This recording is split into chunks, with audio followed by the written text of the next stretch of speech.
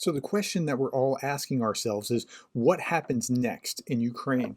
And while I can't give you a definitive answer to that because there's too many variables, I'm going to try to paint a portrait of all the pieces so that you can kind of intelligently understand where we're going. Hi, my name is Darren Gertis. I'm a professor that does these daily updates on what's going on in Ukraine. I started at day 85. It is now day 264. So here we go. We're going to start with the British Ministry of Defense. They put out an intelligence update, and they were really insightful about what's going to happen when winter comes. So here, winter will bring a change in conflict conditions for both Russian and Ukrainian forces. Okay, everybody knows that that's going to be the case, but will it break for the Ukrainians or for the Russians? Daylight will reduce to fewer than 9 hours a day compared to 15 to 16 in the height of summer. I hadn't even thought about that. I thought about the cold and the harsh conditions of the cold, but that's right. Daylight is going to change unless they have night vision. Daylight's going to change what they're able to accomplish. The average high temperature will drop from 13, high temperature, by the way, will drop from 13 degrees Celsius through September to November to 0 through December through February. That 0 degrees Celsius is 32, just to translate to Fahrenheit. So yeah, it's going to be cold. That's the high temperature average. Additionally, the golden hour window in which to save a critically wounded soldier is reduced by approximately half, making the risk of contact with the enemy much greater. So Ukrainians have been pretty good about dealing with their casualties. Russians haven't. So that means that on both sides, casualties killed are going to go up significantly because you just are running almost at half speed there. And then finally, things like basic drills like weapons cleaning must be adjusted to these conditions. Okay, so winter is going to have a pronounced effect on the fighting, but Ukraine has to keep going while they have the momentum, and Russia really needs a big win right now to kind of recoup some of that, and they're going to really press it in the Donbass, I think. Okay. Interfax Ukraine Defense Forces successfully complete operation, and Valery Zelensky thanks to his units. However, it's been at a price. That's correct. Eternal memory to the fallen brothers and sisters. But nobody says what the price was. Nobody says X number of soldiers has died on this side or that side, other than they're saying what each other are, how many Russians have killed, or how many, the Russians will say how many Ukrainians have been killed, but I don't really trust their math. In Kherson, Zelensky says Ukrainian victories exact a high price. Same kind of thing. Zelensky has hailed Ukraine's recapture of Kherson during a surprise visit to the strategic southern city as the possible beginning of the end of the war. Now, don't get ahead of yourself. That's just the beginning of the end. And I don't even think it's the beginning of the end. I think it's the beginning of the beginning of the end. We're a ways away. I'm not discounting anything that the Ukrainians have done. They have been incredible. Pentagon officials said that on a scale of 1 to 10, the Ukrainians have been a 12, and I think that's been about right. But it's too early to say, like, they'll be home by Christmas or it'll be done early next year. It's just going to be drawn out for a while. We are step by step coming to the temporarily occupied territories, and they're incrementally doing it, and they have a plan for this. But he said the price of this war is high. People are injured, a large number dead. Russian forces have left or escaped, and we believe that they have escaped because our army has surrounded the enemy and they were in danger. All true. But unfortunately, these soldiers weren't killed on that north half of the across the Dnieper River. They weren't killed. They got away. That means they're going to live to fight another day, and they're going to be reconcentrated and reconstituted in Donbass, more than likely. And so you're still going to have to face them.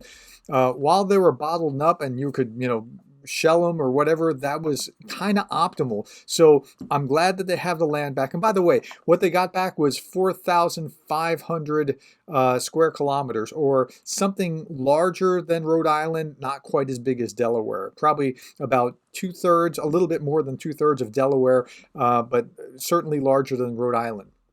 Okay, Zelensky, the mining continues in liberated areas. Mine clearance is currently taking place, and he's telling his people it's very important. Don't try to clear obstacles yourself. We have people that will do that. Let them do their jobs.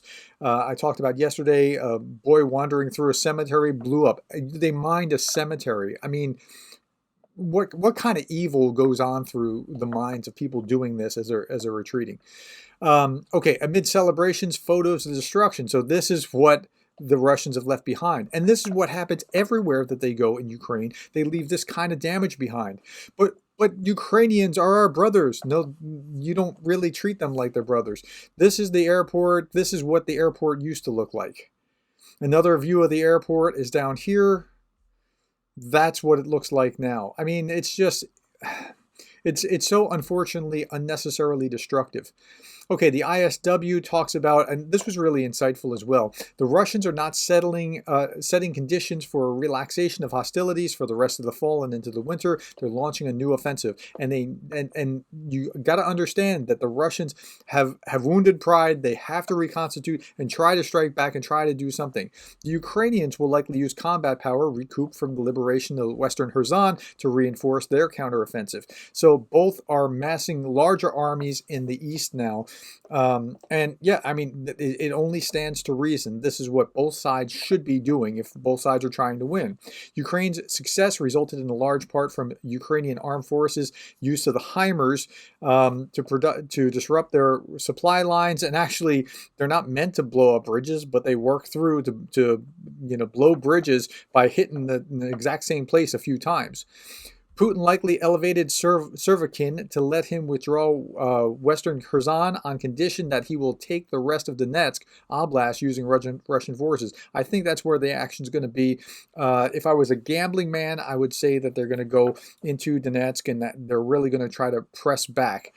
Russian offensive operations in the Donetsk Oblast will intensify. The Russians are not likely, however, to make operationally significant gains despite their renewed efforts, says the ISW. And then he adds, the ISW adds this: Ukrainian forces have continued to make limited gains in Luhansk and will likely be able to take more gains if they are reinforced by troops from Western Kherson. Any attempt at a ceasefire or cessation of hostilities would overwhelmingly favor Russia. So get this, understand this. When people are now calling for peace puts your hand on the scale of Russia. It gives them an advantage because they need the operational pause. Ukraine has the momentum. There's this great quote from Napoleon: "Never interrupt your enemy while he's in the midst of making a mistake." And that's never been truer than it is right now in what's going on in Ukraine. Okay, let's go on to the next article. Ukraine revokes some journalist accreditations over early reports from liberated Kherson. Now, it's a legitimate thing for them to do because they have to kind of maintain some kind of control. People literally could die if the reporters do something squirrely, but they also have to be careful. Here's the Ukrainian authorities have revoked the accreditations of a number of broadcasters, and I think Sky News and CNN are among them. But they have to, and here's the official statement about this from the Armed Forces of Ukraine. But they have to thread a needle carefully. They have to have enough free press to be able to show what's actually happening, and they also simultaneously have to police this. So if they kick out all free press, it makes them look a little suspect, and then Russia can do what Russia has always done. No, there's no war crimes here. This is all made up. And they do that even when there is free press on the ground. So don't give your enemy some club to beat you with. Zelensky, we've got answers to the G20 questions next week, and he's going to be, I think, doing this video to the G20. I could be incorrect, but I think that's what it is. Here's some really good news. Biden and President Xi agree that nuclear war should never be fought, says the White House. This is, I don't usually go to this. This is an Asian channel called CNA. It's an English-speaking Asian channel, but right now, they're in Asia. They're at the G20 there. President Biden and President Xi reiterated their agreement that a nuclear war should never be fought and can never be won, and underscored their opposition to use or threat of nuclear weapons in Ukraine, they said in the statement. Now, they argued about other things. Biden said, well, we're still going to compete with you, and they were talking about Taiwan and other things. But on this particular issue, this is great because this is Xi kind of pulling a little bit away from Putin and toward a U.S.-friendly position, at least on this particular issue. And that's what you got to do. You got to look at leaders and where their interests line up and try to identify that. Okay, here is the UN votes to hold, and this was just a few hours ago. The UN General Assembly has approved a resolution calling for Russia to be held accountable for its invasion of Ukraine, including by making reparations to Kyiv. Now that is huge, but There's a problem with it, and that's this. So here's the vote, and it's on Twitter, 94 to 14. But there's 170, 180 or so nations. So it was only 94 to 14, and there were a bunch that sat out and didn't, like 78, I think, sat out and didn't do it. Okay, so who voted against it? The Bahamas. Bahamas was a little squirrely. I thought that was odd. Belarus, of course, they're going to vote against it. Central African Republic, well, they're kind of leaning toward Russia anyway. Democratic, or Cuba, of course. Democratic Republic of Korea, that's North Korea, of course. Eritrea, they've been with Russia all along. They were like in the first votes voting against the U.S. and the West with Russia. Ethiopia, that was a little surprising, but not terribly. And then we have Iran, of course, they're with them. And this is only page one, but yeah, and I'm sure Russia is also in that camp, but Syria is probably in that camp, and so that's what's going on with that vote in the UN. So it's not as strong as I would like, but it's still an overwhelming majority of the vote or the will of the United Nations. Okay, last thing that I'm going to go through is U.S. suggests, this is in Pravda, U.S. suggests that Zelensky should consider realistic positions at talks with Russia. Well, what do they mean by realistic? Go all the way down to the very end. Putin recalled that Moscow's position on this issue was well known and was not subject to any changes or doubts. So they define realistic as whatever Russia already maintains, which is that these 4 oblasts are now Russian territory and you got to make peace with that. So that's not a realistic position, I think, for Russia to be holding, especially when they lose the war. Now, somebody asked me the other day, by the way, my handle now on YouTube is at Dr. Gertis, Dr.Gertis. And so you can contact me that way.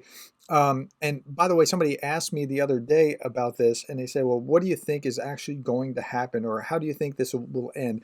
I think it has to end, it will end in unconditionally surrendering, and when they do, or when Russia does, then you have a scenario where you're now going to be able to get reparations from oil and gas revenue. Remember, Russia is simply a big gas station. Said John McCain famously, masquerading as a nation state. And so you'll have the money to be able to do it, and you have to do that because otherwise it's coming out of the U.S. and Western Europe's pockets when the U.S. has already given 20 billion almost in military aid and upwards of 50 billion when you count all the aid combined. So you get reparations, and you get them not doing this again. Some kind of legal binding that will prevent them from being able to do that, like joining NATO, so that this is NATO territory now, or something along those lines. That's what I think has to happen. Okay, I talked earlier about this idea of follow the interest. If you have not watched this particular video, I'm urging you to watch it. Follow the interest, because if you follow the interest, you will understand why people do what they're doing, and it's really, really important. Thank you for your time, and thank you for being the kind of person that cares about Ukraine.